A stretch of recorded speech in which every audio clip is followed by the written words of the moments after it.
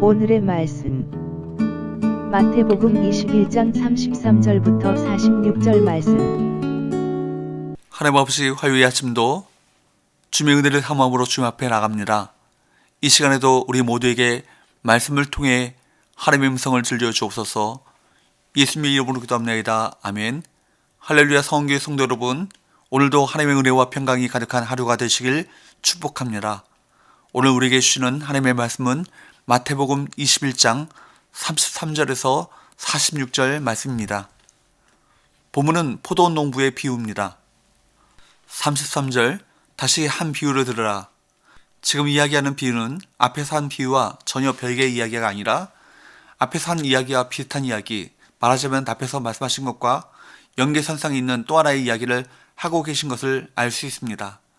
그들은 같은 이야기를 반복해서 듣는 것입니다. 이야기 자체로 보면 전혀 다른 이야기입니다. 앞에서는 말로는 불순종했다가 행동으로는 순종한 사람들과 반대로 말로는 순종했다가 나중에 불순종한 사람들에 관한 이야기를 하셨습니다. 그러나 이제는 아주 악한 사람들의 이야기를 합니다. 어떤 이야기입니까? 포도원을 만들어 농부들에게 세를 주고 타국으로 떠났던 주인이 열매 거둘 때가 되어 종들을 보내어 열매를 받으려고 했습니다. 34절, 열매 거둘 때가 가까움에 말 그대로 보면 열매의 시기, 추수철이 다가왔다는 것입니다. 바야흐로 하나님 나라의 열매를 맺고자 하는 추수기에 그 열매를 거두고자 하셨습니다. 하나님께서는 이스라엘을 하나님 백성으로 선택하신 이유가 무엇입니까? 그들을 제사장 나라로 삼아서 그들을 통해 세계 열방이 주님께로 돌아오도록 하기 위함이었습니다. 그런데 그들은 하나님의 그러한 뜻을 받들어 하나님 나라의 열매를 맺기는커녕 완악하여 하나님의 뜻을 거스르고 더욱 악을 행하였습니다. 하나님께서는 그들을 돌이키시고자 이스라엘에 선지자들을 계속해서 보내셨습니다. 그들을 심히 때리고 죽이고 돌로 치기까지 했습니다. 하나님은 이스라엘을 포기하지 않으시고 다른 선지자들을 더 많이 보내셨습니다. 이스라엘의 반역에도 불구하고 하나님의 큰 사랑은 끊임없이 계속되는 것을 볼 수 있습니다. 급기야 누구를 보냅니까? 결국 주인은 자기 아들을 보냅니다. 37절, 후에 자기 아들을 보내며 이르되 그들이 내 아들은 존대하리라 하였더니 주인은 악한 농부들이 그래도 주인의 아들만은 존경하리라고 기대했습니다. 그런데 38절 말씀을 보십시오. 38절, 농부들이 그 아들을 보고 서로 말하되 이는 상속자니 자 죽이고 그의 유산을 차지하자 하고, 그들이 취한 행동은 무엇입니까? 농부들이 그 아들을 보고 농부들이 주인의 아들을 알아보았다는 뜻으로 이는 결국 유대 종교 지도자들이 예수님을 하나님의 아들인 줄 알면서도 배척했음을 말해줍니다. 이는 상속자니 자 죽이고 그의 유산을 차지하자. 주인의 아들을 알아본 농부들의 음모의 내용인 것입니다. 이 구절은 예수 그리스도의 등장으로 말미암아 자신들의 비신앙적 행각들이 부각되고 이로써 민심의 이반과 기득권의 포기라는 상황에 직면한 유대 종교 지도자들의 예수 살해의 음모 과정을 잘 보여주고 있습니다. 사랑하는 여러분, 하나님 나라는 반드시 하나님께로 돌아갈 몫을 요구한다는 사실을 명심하십시오. 여러분이 하나님의 포도원에 일하는 백성이라 한다면 여러분은 반드시 하나님의 몫을 지킬 수 있어야 합니다. 또한 하나님께서 맺고자 하는 열매를 맺어야 합니다. 그러나 오늘 이 시대를 살아가는 사람들은 하나님의 몫을 자신의 몫으로 가로챕니다. 하나님의 자리를 자신의 자리로 만들어버립니다. 그러면서도 아무런 두려움과 자책이 없습니다. 스스로 하나님의 자리에 앉아 하나님의 것을 자신의 것인 양 오만하게 살아갑니다. 그러면서 하나님께서 거두고자 하시는 그 열매에는 관심조차 없습니다. 사랑하는 성도 여러분, 여러분이 하나님의 자녀된 이 값비싼 은총을 잘 지키시기 바랍니다.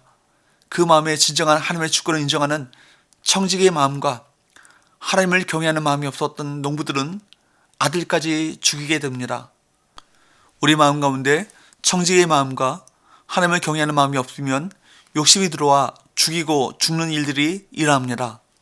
하나님의 주권을 인정하는 청지기의 마음을 잃어버리면 자기 자신이 주인이 됩니다. 진짜 주인을 잃어버리고 마는 것입니다. 하나님을 경외하는 마음이 없으면 정작 두려워할 분을 두려워하지 못하고 정작 내 것이 아닌 세상 것들에 대한 염려, 두려움이 내 안에 들어오게 되는 것입니다. 사랑하는 여러분, 이 시간 우리 자신에게 물어봅시다. 정말 저와 여러분은 하나님을 경외하고 있습니까? 내 안에 예수님을 존대하고 모든 분야에서 예수님의 이 주권을 인정하고 있습니까?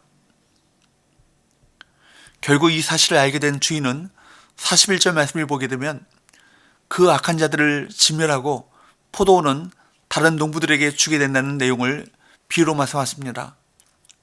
사랑하는 여러분, 악한 자는 반드시 진멸당하게 됩니다. 악한 자란 다름 아닌 예수님을 존대하지 않는 자들입니다. 하나님을 경외하지 않는 사람들입니다. 이 비유의 결론을 이렇게 말씀하십니다. 42절, 예수께서 이르시되 너희가 성경의 건축자들이 버린 돌이 모퉁이의 머릿돌이 되었나니 이것은 주로 말미암아 된 것이요 우리 눈에 기이하도다 함을 읽어온 일이 없느냐. 건축자들이 버린 돌이 모퉁이의 머릿돌이 되었다. 사람들은 버렸지만 예수님은 머릿돌이 되십니다. 내 삶의 머릿돌이 되시는 주님이십니다. 교회의 머릿돌이 되시는 주님이십니다.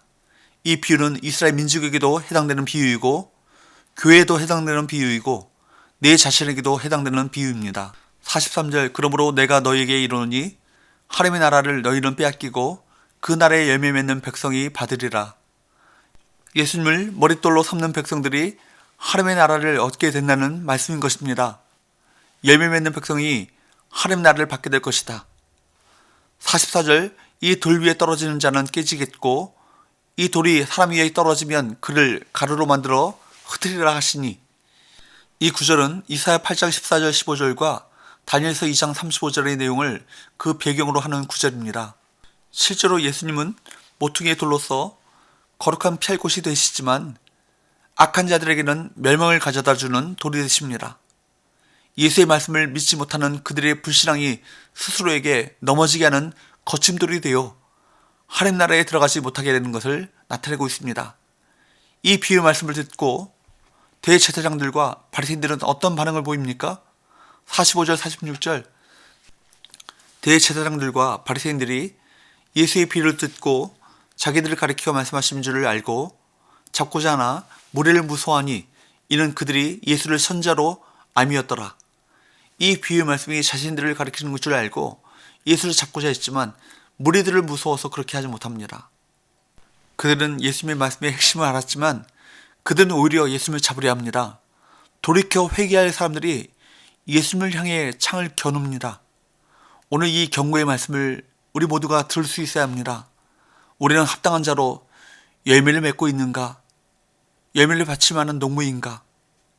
이 시간 우리 모두에게 청지기의 마음과 하나님을 경외하는 마음을 부어주셔서 주님의 주권 아래 살아가는 하나님 나라 백성의 삶을 살아가시기를 축복합니다.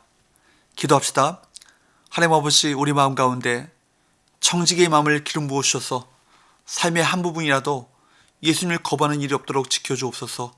그 말씀을 따라 겸손히 순종하여 열매를 맺게 하여 주옵소서. 예수님의 이름으로 기도합니다. 아멘.